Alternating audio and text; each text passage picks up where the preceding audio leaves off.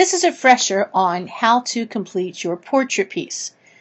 So the first thing you need to do is you need to have your paper, of course. And then you're going to open up a Word document. And the first thing you're always going to do once you open a Word document is you're going to go File, Save As. You're going to go File, Save As, and you're going to name your document your last name and then the word portrait piece. File, Save As, Document, Portrait Piece, and you can just save that right now to your desktop. Save that to your desktop. Okay? When you're finished, you're going to simply go in and start typing your portrait piece. Don't worry about end punctuation. Don't worry about indenting. All you have to do is when you get to the end of the line, just hit the return key.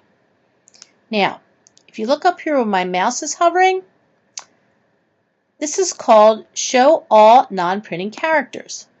And what that simply means is when I turn that on, when I click on that, each one of those looks like this little paragraph symbol. It just simply means that I've returned. So you know I put a return, a return, a return, a return down the line.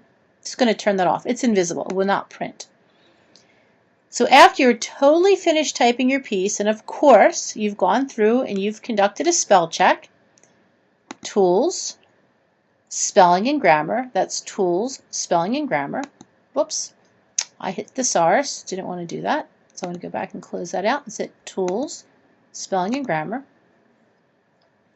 It's going to go through and it's going to give you choices. I don't want a question mark. I'm just going to ignore it. And my grammar is complete.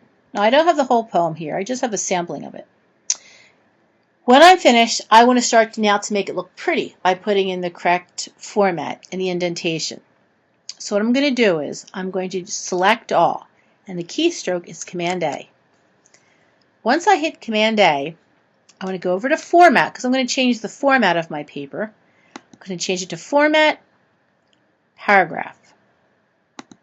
And under Format Paragraphs, it's going to show what my alignment right now is left, and that's what I want. I can change my alignments here, left, center, right, justified. I want it left. I could have also changed it over here with this button here, left alignment. I'm going to say that I want my line spacing to be double. And hit OK. There you go. Just like that, your lines are now double spaced. But the problem is that I have a line here who feels that's too long. It's actually two lines. And in poetry, we need to show when one line is too long, we need to indent the continuation of that line. So what I'm going to do is I'm going to deselect. Deselect just means I have to get rid of that highlighting, so I'm just going to click outside the area. I'm going to go back and I'm going to highlight just the line that I want to highlight. I have it here. And I'm going to go back to Format, Paragraph, and save that Format Paragraph. I just want that single spaced. Hit OK. So now I know that this is one line, but I still need to indent it. And here's the trickiest part. The trickiest part is once you have the line that you want to have indented, you have to go up here where you see these little triangles. These are indents and our margins. There's a left indent, and then there's something called below it a hanging indent. I'm trying to get that. So you see this is first page, margin, hanging indent. I'm going to take that hanging indent and I'm going to click, hold, and drag it until it comes to 0.5 on my ruler and leave go and deselect.